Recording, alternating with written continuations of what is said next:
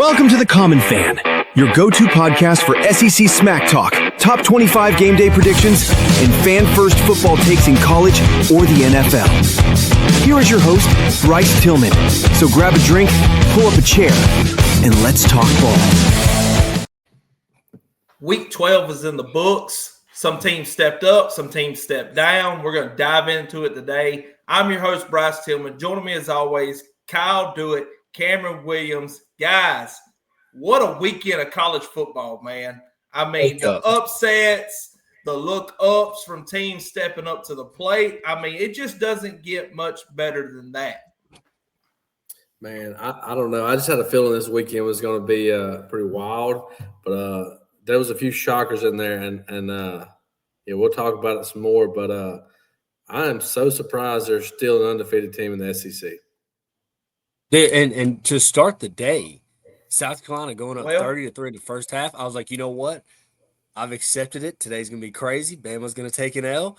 It's gonna be wild. Like, I've accepted it. It's already starting off crazy. But geez, man, what a comeback! What a comeback, Marcel Reed. That's the perfect game to start with, and I know we talked about it right before we click record. We got to start with that one because, I mean, not only is South Carolina coming into town trying to put paws on Texas A&M, we got Texas A&M or state troopers trying to put hands on players. I mean, did y'all see that? Did y'all happen to see all that going on? I saw him square up. Yeah. Eat mouth. Let's go.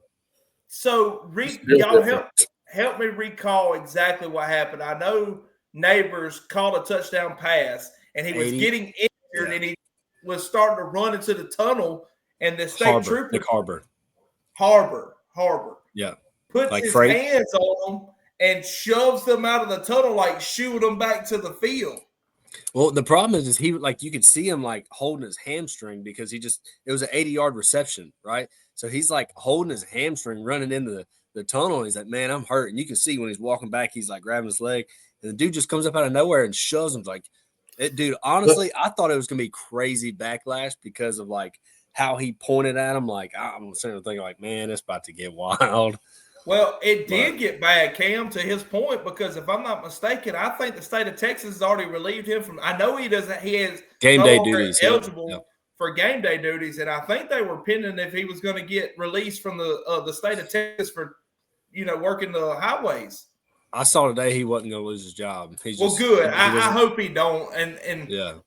Our lawmen at these games, they are there to protect, right? And so – but let's be honest, what was Harbor going to do? Was going to run up in the tunnel and do something crazy? I mean, it's not like he was trying to all he was doing was pulling a Forrest Gump here. Yeah, all he was doing was pulling a Forrest Gump, just kept running and running and running. Well, the only thing I'll say, I think why he acted that way was probably because I don't think that was South Carolina's tunnel. It might have been A&M's tunnel. So with that being said, though, the only problem I really had with I seen it when it happened, I was like, that was kind of aggressive. But you can see like two other teammates run up beside him and like got shoulder to shoulder with him as they turned back around. And then it even looked like one guy even saw the guy coming, the trooper coming, and he kind of moved out of the way. And then that's when the dude like jarred him, like checked him. And I was like, that's a little aggressive. But I guess if you were getting BTA there, maybe everybody takes it a little harder in College Station. So it's right before half too. So I mean, tempers were there.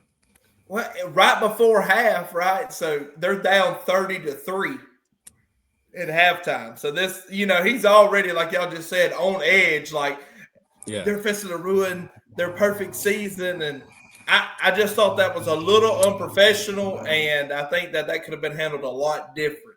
But what else could have been handled a lot different? South Carolina second half. Because let me tell you, buddy, Marcel Reed and them played like absolute garbage juice first half, come out second half, and showed the whole country why they're the number 3 team in the country. And I'm going to tell you, Marcel Reed is lucky to get out of there with 2 interceptions because I personally watched 4 drops by a South Carolina defender, like 4 interceptions. So for him to come out of the second half and go lights out, Dude threw for 440 yards and 3 touchdowns, like 56% or 59% completion percentage. That most of that was in the first half. Second half, he was lights out. Yeah, if South Carolina's defense didn't have feet for hands, it would have been a lot worse for Marcel. My gosh. Yeah, I know. Get on the jugs machine. I mean, I'm like, telling you, man. But I will say, impressive comeback. But I hate it, but I'm so glad because this makes State's fourth quarter comeback against Texas a little less hurt there. But that was nasty. It takes a little heat off there. I mean, Kyle, like you just said, 440 yards, and most of that was second half. Texas A&M made this dynamic comeback through the air.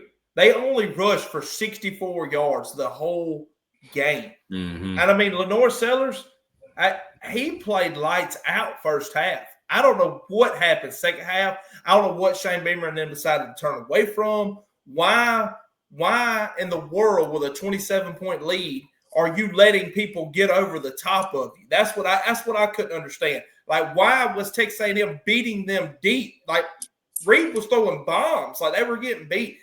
They should have stayed in too high the whole time, playing loose, playing free, and the back end. And instead they didn't, and they literally let this team come back 21 points just in the third quarter. Yeah. Shut South Carolina out second half. Well, they have a saying that says a blind squirrel finds a nut. They found a nut the first half. They didn't find it the second half. Lenore Sellers continues to disappoint me. Like, he has so much potential. He just cannot hit the intermediate routes, dude. Like, it's painful to watch because you see him throw these deep balls and they're beautiful. He's got a good deep ball. But his intermediate routes is like, okay, like, what did I say? He's a larger scale Jalen Milroe. And I love Jalen Milroe. But, I mean, if you can't hit the intermediate routes, you're not going to do well. No, it's so aggravating because, like, when you're watching it on TV, you're like, why are you throwing it 2 yards before the first down marker? But then you got to remember they can't see that first down marker. But it's like, why are we throwing such short passes on third down when we need to get a 10-yard route or 8-yard route to get 6 yards? You know, they're always throwing flat passes trying to check down, and a defense like that, they just blow it up. You can't make any ground of it. And that's all I feel like that fourth quarter was Lenore scramble left or right, tried to do a check down pass, run out of bounds. Yeah. And just very depressing. I mean, that fourth down play at the end of the game, I mean, at least throw the ball up. You have a shot to do something. What did he do? Run out of bounds. You're just giving up on life. Like, throw the ball up or something. You have nothing to lose. So I asked y'all this a couple weeks ago, and it's time to circle back to it because I think that this really might be the point we need to start having a serious conversation here. Is Shane Beamer on the hot seat at South Carolina?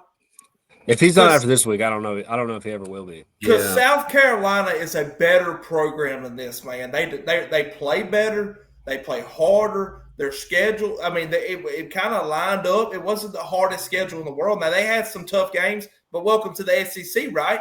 I mean, they have a tough schedule. We all do, week in, week out. But I think that Shane Beamer's had success. I mean, they won 9 ball games last year. He went 7-6 his first year there. Now, they had that, what was it, the year before last, they went 5-7. I mean, how much longer is South Carolina going to continue to go down this path? Like, I like Shane Beamer as a person. He's hard not to like. Cam, you made that point this weekend. Beamer's a hard person not to like. But if I want to just have somebody around that I like, I'll invite them over to a campfire. I don't want them coaching my D1 SEC school, you know? Yeah, that's right. You're right. You're 100% right. I think South Carolina's going to wait and see what this coaching carousel does, and then they're going to say, all right, guy. I don't see them getting fired this year. I don't. It's close to the end. That's what I'm saying. They're going to let the dust settle, and then they're going to get after it. Yeah.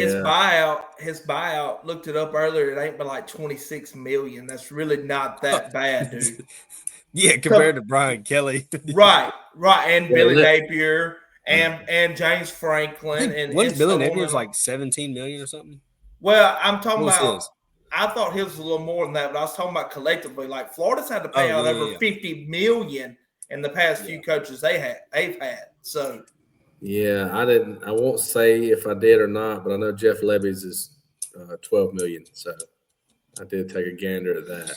That's that's bad, man. That's not bad. That's picking red or black on you know what I mean? Like that's a 50-50 at that point. Let's pay 12, it might pay off. But you're losing every SEC game but one this year. You're 1-15. I mean, you can't go further down than that. So yeah, could be worse. I guess you can be 0-15. Look, Lebby lost a lot from me whenever he just refused to pull Blake Shapen last night or Saturday night. I told y'all that last week. If he plays Blake Shapen, he loses the fans, and I don't see him winning this game. He played Blake Shapen just about the whole game. So we'll dive into that game in a little bit, but I just going back to Beamer, man. Like I think there's so many upcoming coordinators that could do equal amount or more than what Beamer's done for South Carolina. And again, I'm not trying to rag on the guy. I think he's a good person, but he ain't getting the job done, bro. He is not getting it done in South Carolina. Yeah, agreed. What was the offensive coordinator's name for South Carolina? They fired Mike Shula. Mike Shula. When they fired him, they came out this week, and I was like, they're looking pretty good. Like they're putting points up. They're making deep balls. I mean, I was like, Lenore Sellers is playing like that guy me and Bryce thought at the end of the season he could be. Yeah. Like it's there. The potential's there. Yeah. Well, you see the potential there. I mean, he just didn't put it together for 4 quarters. And yeah. I don't know. I mean, people have their off days, right? But he's had it continuously every week. Like he's not had Lenore Sellers has not had a complete game of just a good game yet. And blame it on the system. We can blame it on Shula. We can blame it on the personnel around him. But, like, I was listening to a show on the way back over here today. South Carolina's got 3 to 4 first-round picks on their team. If they wanted to take them first round, they would have justifiable reason to do it. There's no excuse for their record to be like it. Much like Auburn, much like Florida, much like a couple other schools like Penn State. I mean, I get it. But this is Beamer's 5th year there. Like, this stuff shouldn't still be happening up there. So, I don't know. It would not shock me if South Carolina started having conversations backdoor, if they know who they're going to go with, to go ahead and say, hey, man, we appreciate it. It's just not working out. We'll see you later. It would not shock me. I'm not saying that's happening. We'll figure it out. But so Texas A&M finds a way to rally back. Kyle, we got to talk about this game, man. We talked last week on the live show. We said, how does Bama respond when they're playing down, trying to come back, catch up? Alabama falls to Oklahoma 23-21. Going into half, this game was only 21-14 Oklahoma. 17-14. Yeah, 17-14. I'm sorry, I was looking at that wrong. 17-14 Oklahoma at half. Not really down, but it was down 3 points. Well, I mean, they were down 10-0. Yeah. And so I want you real quick while we're talking about this, I want you to pull that stat up, that stat that showed the comparison between the two teams. Pull that up because we're all three going to agree on this one point that got Bama beat in this game. Turnovers. And it's turnovers. That's it. Alabama finally, I'm not saying finally, I'll say that there's a team that found a way to beat Alabama in the turnover battle, which Alabama has been dominant at this season. Oklahoma found a way to beat them in the turnover margin. Ultimately ended up, my personal opinion, is the only reason why Oklahoma won this game. I mean, Oklahoma only had 212 yards. 212 yards of total offense. Scored one time. Offense scored one time. So, I don't know. You're right. You're 100% right. Turnover margins win. That's why people say defense wins championships. Look, dude, I want to say this. everybody's got crazy backlash on Ty Simpson right now. Brandon Walker was talking about, he would get sacked and he'd get up and he'd be looking like that. I'm like, okay, come on now. Like last week, you're talking about this dude being the Heisman. He's winning it. If we end it right now, he's winning. And now you're saying because he threw for 67% completion, 1 touchdown, finally had another interception and 330 yards. You're just like, this dude's he's awful. He's terrible. Get him out. Wasn't just really clutch like we've seen. That final drive, he was 3 for 5 for 30 yards. The final play call, I'm questioning Grubb. That was 4th awful. and 6. The 4th and worst 6. play Why call are we you could have. throwing an out route to the slot on the boundary side? What are we thinking here? We've seen these crazy play calls that he has that you're like, wow, that was a great call. Where was that at? Because when we needed it, we needed it. I don't know, man. I said it. I said this. We needed the red zone defense. They were there, 100%. The offense didn't score, but one time when OU got the ball twice in Bama's red zone already from a turnover, and you keep them from scoring, that's elite. A pick 6 hurts, but I will say this: Daniel Hill, whether anybody wants to agree with me or not, 15 carries, 60 yards, 2 touchdowns, also had 38 yards receiving, so almost 100 yards with him involved. He's the X factor. He needs 20 to 25 touches a game, without a doubt. I won't push back on that too much, besides the fact that he had 1 run for 28 yards. So, I mean, you might as well say take 30 from that. So he's left with 30 yards on 14 carries. I mean, that's not you're right. I mean, I'm just not used. I'm not used to seeing. I'm not used to seeing Bama not have that punch you in the mouth run back. Yeah, it's insane. But let's think of this too. So if you have someone that runs for, let's say you look at, I don't know, just a random running back. You look at their stats. You look, okay, he had a good day, right? 18 carries, 110 yards. Well, hold on, and you go watch the highlights, and he's 3 yards, 4 yards, gets hits behind the line on this one, but he has a long run. We're not saying that he's not a good running back at that point, or we're not saying, oh, well, he had a really good game. If you take that away, he had a terrible game. He still had it. That's the longest rush that Bama's had all season, besides a reverse for Ryan Williams. You know, like the 28 yards is the longest rush Bama's had all season. I'm sorry. Let me take that back. A.K. Deere had 56 yards. That's kind of what I'm getting at. I'm just not used to seeing this from Bama. Like, I text y'all in the group chat and I said they need to 3-yard them to death. Cameron said 100%. I literally just said that out of my mouth. Like, you have to 3-yard them to death, and they kind of didn't do it, man. They really, they just didn't.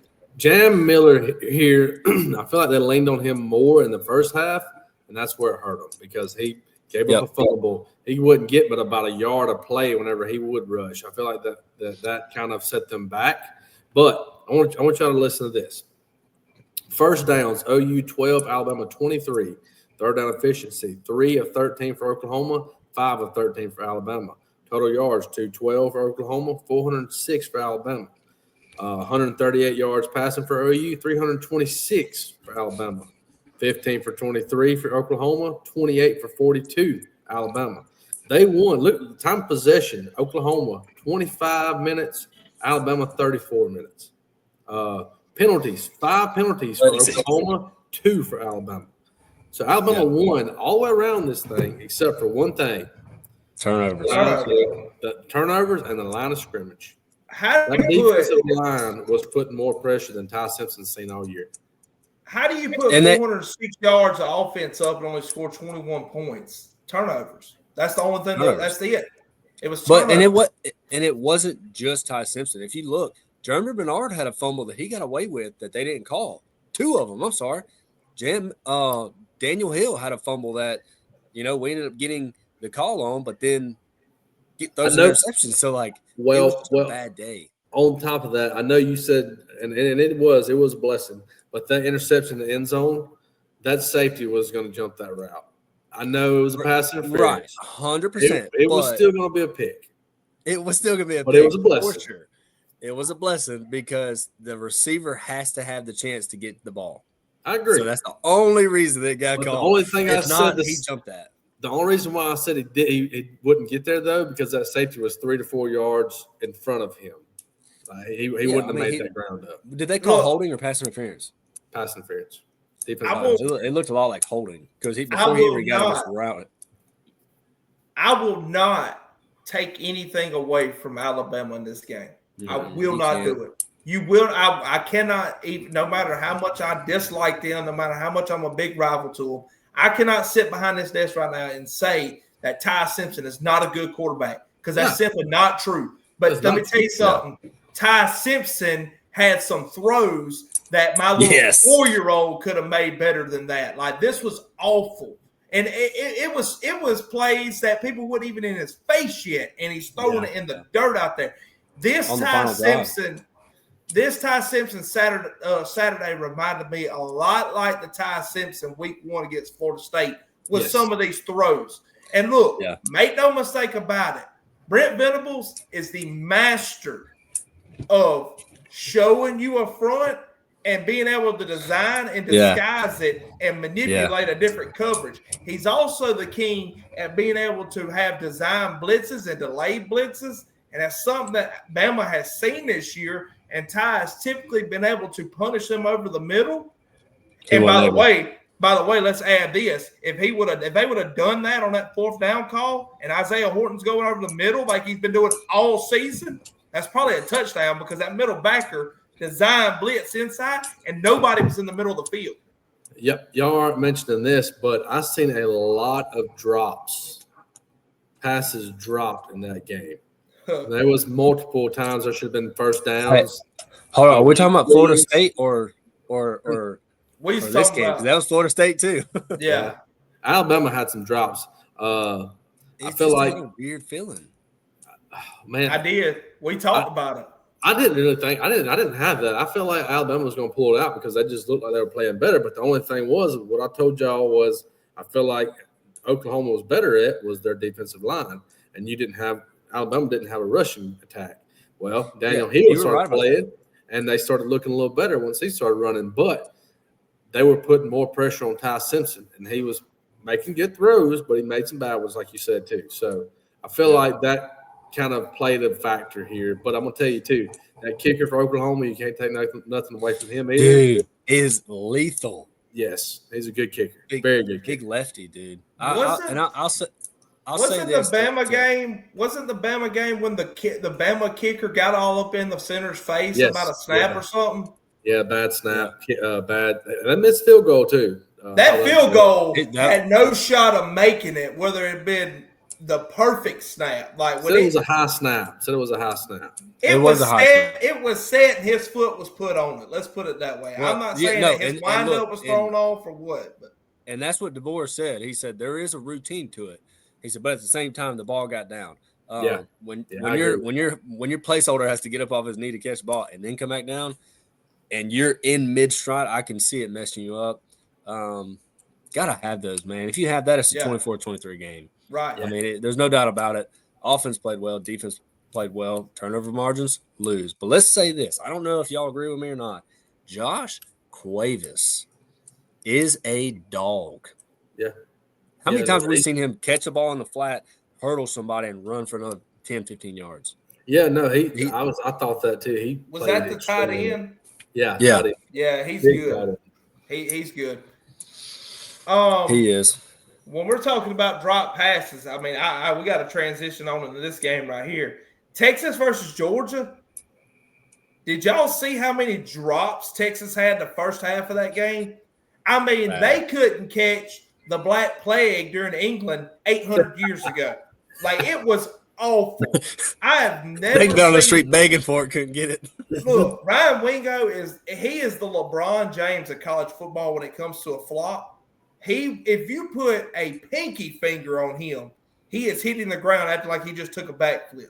Like, and to be fair, Arch really didn't have that bad of a game. No, I didn't think to Arch get played beat bad like this. Georgia whooped Texas's ass up and down that field 35-10. That's insane. Did you just cuss? Sorry. Did you say a naughty word? But I agree with you. 100%. Arch was not playing bad. I thought he was actually playing pretty well considering that he had some pressure. Georgia hadn't been getting at the quarterback that much this year, but that's a good defensive line. It is. That's a good defensive line. Well, I'll tell you something else, too. Shout out Georgia's offensive line because that big, bad 34-sack Texas didn't sniff that in this game. No, they had one sack. Yeah, one. You know who didn't have a sack? Bama. Bama didn't have a sack.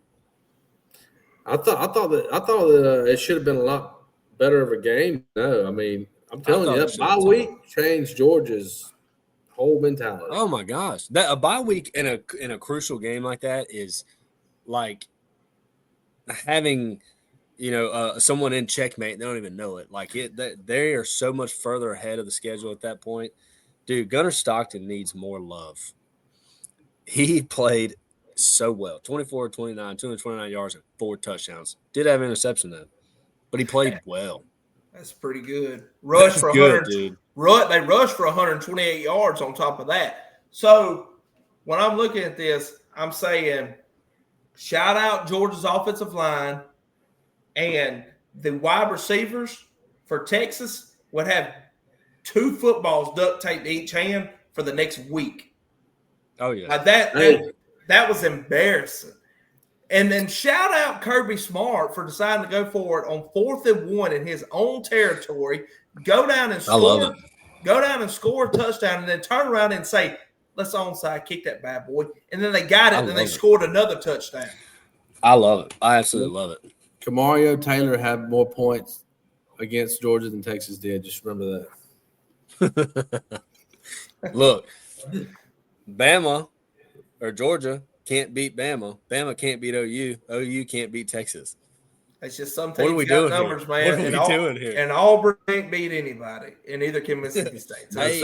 No, sir. Arkansas. We got Arkansas. We can beat Arkansas. We can beat Arkansas. We didn't talk about this, but how interesting is that Iron Bowl going to be now? Dude, oh my gosh. There's a lot on the line. And the best part about it is no one can Auburn stop me. Sucks. Auburn could be bowl eligible. Alabama could be kicked out of the playoffs. And the SEC champ. And the SEC championship. Because right now, I was looking at all those scenarios, and the only way Bama wouldn't make the SEC championship was if Texas beat Georgia, because then they would win the head-to-head matchups. So thanks a lot, Texas. So that's the only way that. Well, I mean, considering that they'll have to lose all. What if Ole Miss wins out? I'm saying if Alabama wins out, they would have not went to the SEC if Texas beat Georgia, is what I'm saying. But since Texas didn't beat Georgia, Bama has to win out. Regardless. But Ole Miss being a one loss. Ole Miss can't make it. Bama still wins the head-to-head. But they only lost Georgia. But Bama beat Georgia. But the only loss that Alabama's got us to OU, not Georgia. Which Georgia's higher than OU. Georgia is higher, but when you go to the head-to-head matchup, Bama beat Georgia. And Ole Miss beat Oklahoma. It's not based off of your ranking in the entire college football. It's based off your SEC standings. Yeah, we know. That's what we're saying. But we're saying, how is Ole Miss not in that talk? Ole Miss is right there with it. It comes down to the head-to-head matchup. I'd love to see Ole Miss go to one. I'd love to see. I would too. I don't want Bama to go to the SEC championship. I want them to win out and not go to the SEC championship. That's loser mentality. That's a loser take, Kyle. It is. It's a loser take. I'm not that. I'm just not crazy confident in my guys right now. But here's what they want. And nobody wants Bama in the playoffs. So if they go to the playoff or the SEC championship and they lose to A&M, they're gonna say, well, we're not going to penalize anybody else for losing in their title game, but since y'all lost, we're going to kick you out. We'll see y'all later. Peace out. Try again next year. Playoffs. Which I mean, again, like if your ACC winner is a 3-loss, they're in. No, they're not. No, they're not. I told you that this winner? week. I thought winner gets automatic bid. No, sir. That's what Josh Pate was saying on his. I sent y'all that. I sent you to listen to the first 5 minutes. Josh Pate came out and said that it does not say that each division power team, power 4 team gets a guaranteed spot. It's about where they're at in the playoff rankings at that time. He's like, there could be a path where no ACC in the playoff ranking. Yeah, so like if Bama's number 9 in the playoff ranking and they lose an SEC title, they can't be penalized for that. That's what he's saying. No, but he's saying there's a path to where no ACC gets in the top 10. Right. If they're not ranked in the playoff ranking at that time, is what he's saying. After the way ACC played this weekend, I don't know if one of them deserves to be in there, to be honest with you. None of them. But, does that make sense? Miami's the only one, really, that has got a bid, probably? I don't think Miami deserves to make it over Notre Dame. No. And I know that Miami won that head-to-head, but I don't think that really matters. And at that point, they look at strength of schedule and how did they progress or regress, right? I think Miami's regressed more than Notre Dame. Notre Dame has done nothing but just skyrocket. Notre Dame's going to be in there. So they're going to be in there. They'll be top 10. The college football rankings come out tomorrow, and we'll cover all that on the show Thursday. They come out Tuesday. Tuesday. This show drops on Monday morning, guys. Yeah, you're exactly right. So we're supposed to talk. It comes out tomorrow. Yeah, today is Monday. Tuesday. Today's Monday. Thank you. I tell you here, we don't have to worry about being in the college football playoffs, and that is my daughter's doing this. A 3-7 Florida team that really played Ole Miss very well. Ole Miss ends up winning 34-24. DJ Lagway was 16 for 31, 218 yards, 1 tutty, 1 interception. Trinidad Chambliss. Dang. Did y'all see the fourth quarter pass deflection that Trinidad catches and runs for the first down? Like Trinidad drops back for the pass, throws it, it gets deflected. He pulls a whole Bo Nix out there, catches his own pass, and runs for a major first down to seal this game. It was pretty cool. Dude, Trinidad's a beast. 26 or 35, 301 yards, 1 tutty, 1 interception. This was a lot closer game, too, than what the score shows. In the fourth quarter, Florida was up 24-21 for a lot of that. And then they scored, and then in trash time, I say trash time, at the end of the game, Ole Miss had the ball and pushed it in for a last-minute score. So let's just talk about Keywan Lacey for a second, man. 31 carries, 224 yards, 3 freaking touchdowns. Dude. Ole Miss collectively rushed for 48 rushes, 237 yards. He was the rushing offense for them in that game. Like, could you imagine if Keywan Lacey had stayed at Missouri with Ahmad Hardy? They didn't need him. Ahmad Hardy's still running right now. Ahmad Hardy's still running, man. Ahmad Hardy's still running, and Keywan Lacey's going to be doing the same thing for another 300-yard game next week in Starkville. Yeah, rumor has it Ahmad Hardy actually hasn't stopped yet. He's still rolling. He's still rolling strong. So Ole Miss, I mean, they're on path for 11-1 right now, man. Like, Yep. That's why I said there in the college. I mean, the only loss was an overtime loss, Georgia. Yeah, was it overtime? I think so. I can't remember. I don't know. No, it wasn't. It was a three-point game. I remember that. It was close. Yeah, it wasn't overtime because remember Gunnar Stockton stopped on the 1 yard line. Oh yeah. And I needed him to score to cover my parlay. Thanks, Gunnar. Is Lane going to Florida? Is Lane Kiffin going to Florida? Dude, did y'all see this post game? Yeah. Y'all see the post game interview? I did. What do you say about the guys asking if you're going to go to Florida? Are you going to be Ole Miss's head coach next year or not? And he's like, it would be an injustice to my team right now if we're talking about that. That would be so wrong to do that. I was thinking, oh yeah, he's going. He's going. But no, I don't think he's I'm kind of wondering if he's still considering that LSU job too. I've been seeing a couple reports on that. I don't think that's who they want him. They both want him. They're just in a bidding war right now. And I think Florida would drop more money for him, honestly, right now. I'm telling you, Louisiana will sell part of their state to get a good coach.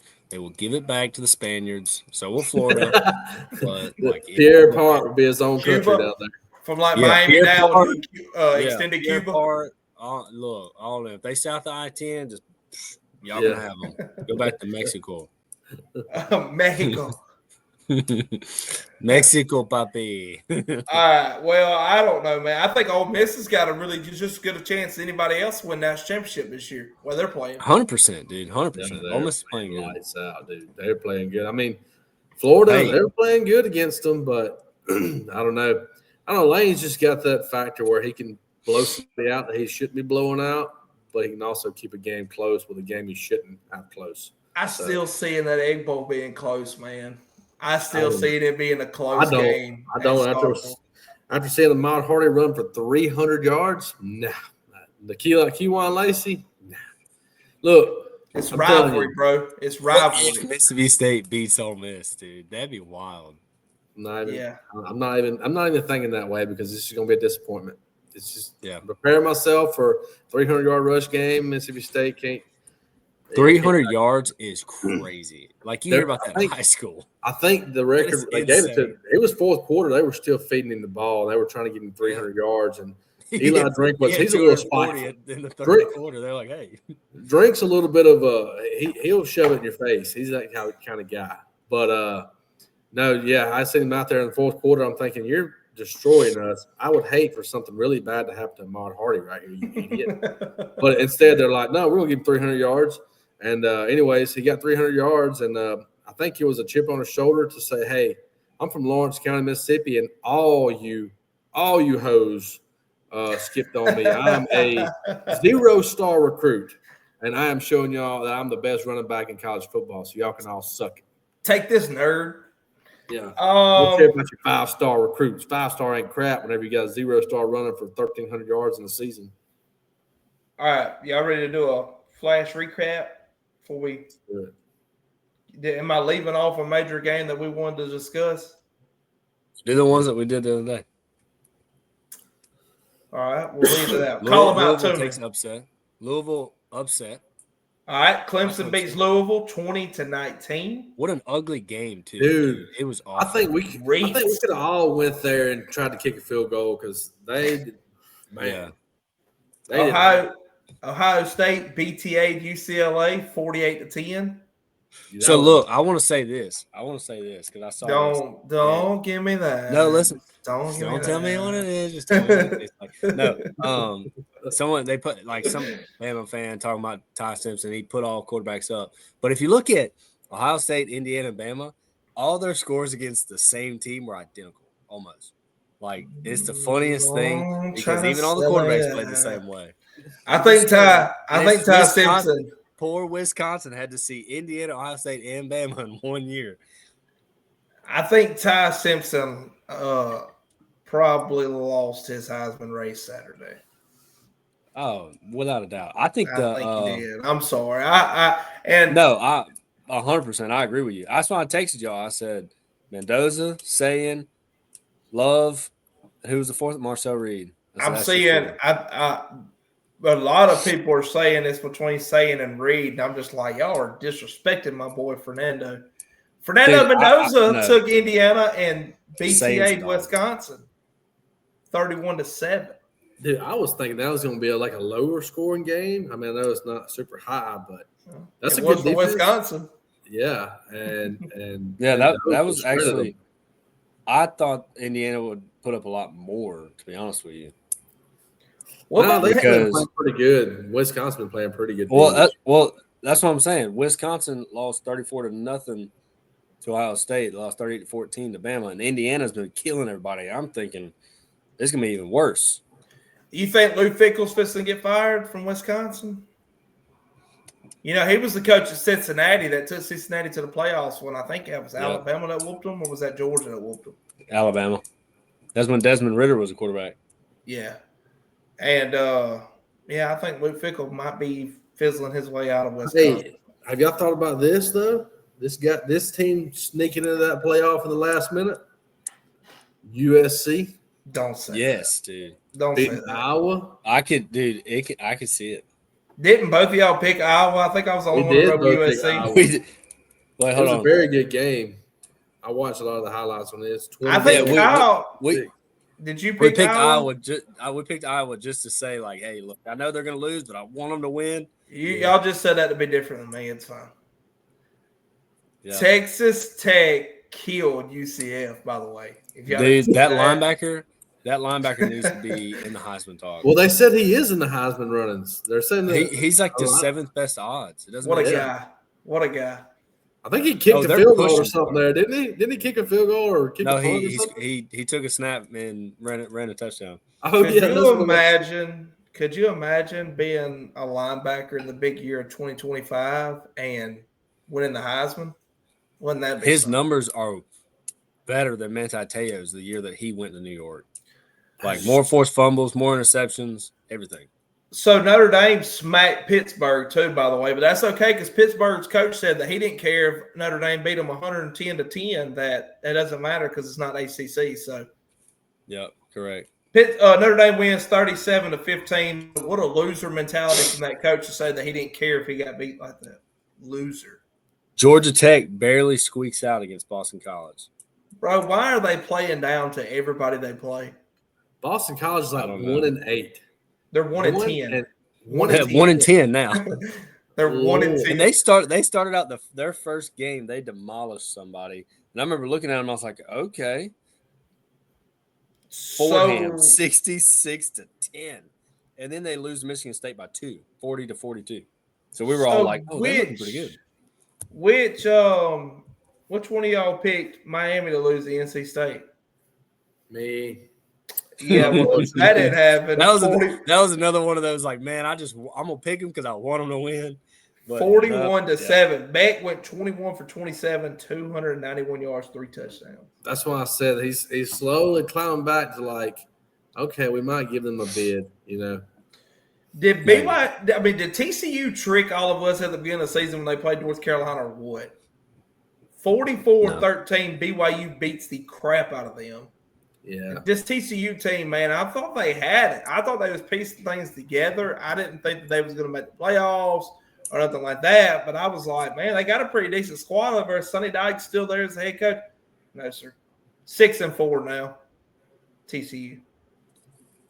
Utah whoops Baylor 55-28. Why is Dave Aranda still the head coach of Baylor? What's going on there? I didn't have Baylor picked on that. I thought you did. Because you were a big Sawyer Robertson. I am a big Sawyer Robertson guy. Dude, he's throwing for over 3,000 yards this year. Come from Mississippi State. The best ones always do. He should have stayed there. Yeah, I know. The best ones always do. Yeah, that was the worst trade ever in history right there. For Blake Shaper, Sawyer Robertson. Well, look at the guy that went to Illinois. Look at the guy, his Altmaier, Drew Altmaier. Altmaier, yeah. Luke Altmaier, yeah. I mean, somebody said the other day on this, I was going to ask y'all this. Has anybody ever considered that maybe Luke Cromenhawk doesn't suck? Who's that? He wasn't bad at Florida State, I didn't think. No. But he transferred to Mississippi State, and now he hasn't even sniffed the field. You got Blake Shapen and Kamario Taylor, and you got just this highly rated recruit out of Florida State, Luke Cromenhall, who hadn't left the bench. Isn't he the one that come in and won the ACC championship against Louisville whenever last year? What's his name got hurt? When Florida State got kept out of the playoffs because Jordan Travis got hurt. Wasn't he the one that come in and won that game, the ACC championship? Yeah, I'm pretty sure. Yeah, what are we doing? He's not a bad quarterback. What are they doing up there in Starkville, dog? Bro, I don't even know. I guess guess it's baseball season. I heard y'all were fisting fire Levy and hire Hugh Freeze. That's what I heard. Hey, I'm gonna tell you like this. Good luck. Already at ground zero. At ground zero, you can't get no worse. Yeah, you know what's after ground zero? Freeze will tell y'all y'all are so close every week. So close. I get it. So close. Maybe he'll play Kamario. I tell you what was a close game. Michigan versus Northwestern, 24-22. Northwestern was playing hard in that game. Mm-hmm. Underwood he had 2 interceptions, only 280 yards. 280 yards pretty good, but he had some couple interceptions. But Northwestern was just playing tough, man. And Michigan hangs in. They're 8-2 now. That's another team that's sitting right there in the shadows, just waiting for the right chance. Yeah. And they can be right there in the playoffs. And all it's going to take is winning that Big Ten. Virginia versus Duke. Virginia goes to 9-2 after beating Duke 34-17. Navy squeaked out a win over South Florida 41-38. That was crazy. That's a shakeup because South Florida was in the playoffs. Yeah, it's looking like JMU's going to be that team now. Yeah, I think JMU's going to get it. I mean, we'll find out tomorrow night when the rankings come out. I think JMU's going to get it because Southern Miss did not look good. Southern Miss got their tails. Navy won in their conference. Don't miss them. And Navy, Navy's 8-2. I think that they have a legit shot. But when I look at the rankings that come out, the Sunday rankings that come out on the AP, and I know that we've seen a little bit of difference between the college football playoff rankings and the AP rankings. I'm seeing Tulane coming in at 24. I'm seeing North Texas come in at 22, and I'm seeing James Madison at 21. Where the freak is Navy at?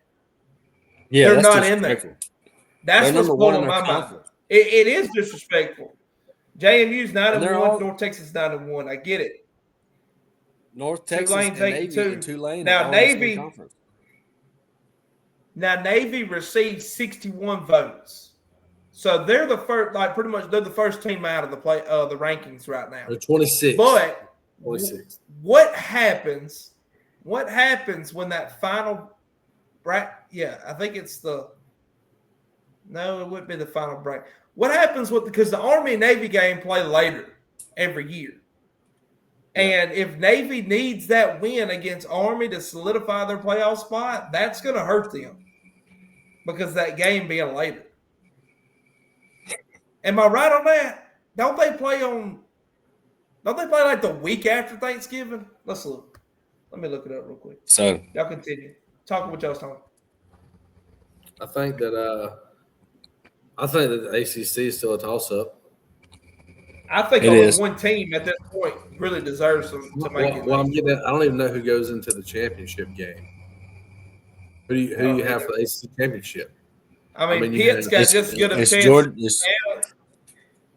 Pitt. It's going to be Georgia Tech. No, it's not going to be Georgia Tech, I don't think. Yeah. They're number one in their conference. No, if Pitt wins out, they push Georgia Tech out. I think so. Yeah. Oh, because Pitt. Who did Georgia Tech lose to? They lost to Louisville and. No, they're 9-1. They only got one loss. It was Louisville. Yeah, they're 9-1 to Louisville. So they're 9-1 in conference. They're number one in conference. Before we digest that, look, this is what I was talking about. Navy plays Army December 13th. Yeah, I was going to say I thought it was later Christmas. So that's gonna potentially hurt Navy here on their playoff bid if they're waiting on them to get that one more extra win to do it. They need to with this playoff bracket. They need to start scheduling that game earlier in the season. Navy still got to play Memphis. Memphis got a pretty hard fighting team too. Yeah, but Memphis, I think they got beat this week too. Yeah, they're 4-3 or 8-3. So look, ACC, Georgia Tech 6-1, Virginia 6-1, Pitt's 5-1, SMU's 5-1, Miami's 4-2. Miami's not going to the ACC championship. No. The only way they would is if they haven't played Virginia. The only way they would is if SMU loses 2 games. Yeah, Memphis got beat by East Carolina. ECU. The powerhouse, ECU. Yeah. Great party school. Don't Mike Wright play for them? Man. I don't know, man. I think that the winner of the ACC championship, despite what Josh Payton them saying, and I'm not saying they're wrong, but a winner of that ACC championship is getting in the playoffs. If they're all riding right there at 14 and 15 and this is the problem.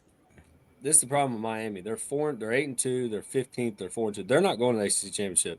So if they continue to win out, they got Vatech and Pitt. They got to win the next 2 games, obviously.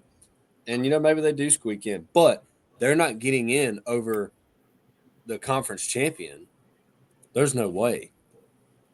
So if Miami wins out and the conference champions is UVA or Pitt or Georgia Tech, and they're all 2-loss teams, but they don't get in, there's no way Miami gets in over them. You know what I mean?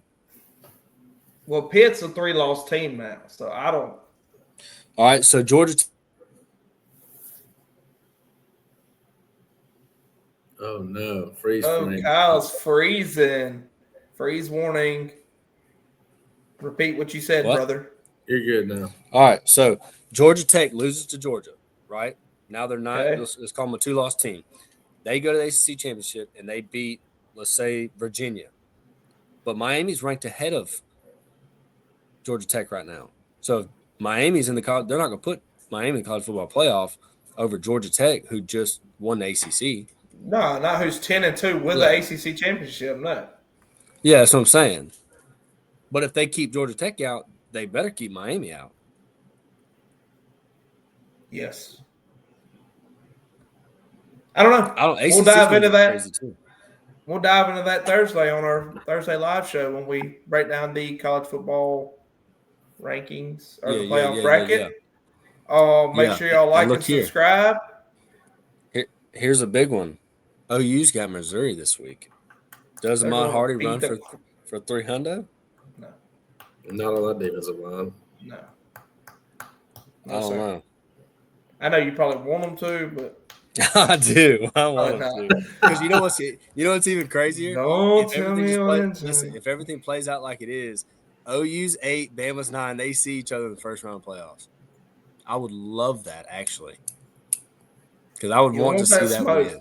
Y'all don't want that smoke, man. I think they want that smoke again. I think they want that smoke. I think Georgia wants y'all smoke again. St. George. I don't. I know Georgia can't be Alabama, but I'd be scared about that one now. No doubt. I mean, hey, and that's where like OU fans they'd be like, oh yeah, we got Bama, we got them. And I want them to see them again in the playoffs. I would love to see that. Do y'all think Tennessee's I think this time they smoke them, huh? Yeah, just real quick because we're gonna dive into it next week because of the rivalry week. But do y'all think that Vanderbilt is going to beat Tennessee? Yes. I don't. I think Tennessee beats them. I don't know, man. I don't know. Joey Ag. Oh, Joey Ag is going to hurt that feeling for old Pie. No, it's going to be tough. Defense is too rash. Trash. Yeah. Well, Vanderbilt ain't really good either. It's not. I want Pavia to go into Rocky Top and win. I want Pavia to go it's home. Hard to see. I want Pavia to start doing podcasts with Theo. That's what I want him to do. Yes. I'm ready for him to get drafted in the 7th round or maybe go undrafted, try it for a year or two, and then start a podcast. The CFL, do something. Yeah. Go play for the Birmingham Bombers, like something else. All right. Well, that's going to wrap it up for tonight. Yeah. I appreciate everybody tuning in. Make sure y'all like and subscribe. We are at 190 subscribers. We're 10 away. 10 more. 10 more. So the next 10 get $100 from Bryce Tillman. No, Kyle. We'll give y'all some good deals on insurance. Hit him up. All right. Yeah. This has been an episode of Common Fan. We'll see y'all next time. You've been listening to The Common Fan. See y'all next time. Same time, same tailgate.